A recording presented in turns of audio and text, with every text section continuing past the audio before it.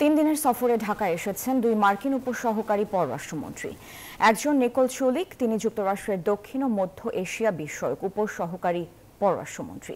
আরেকজন অ্যান্ড্রু হেরাব, যিনি দেশটির পূর্ব এশিয়া ও প্রশান্ত মহাসাগরীয় অঞ্চলের দায়িত্বে রয়েছেন।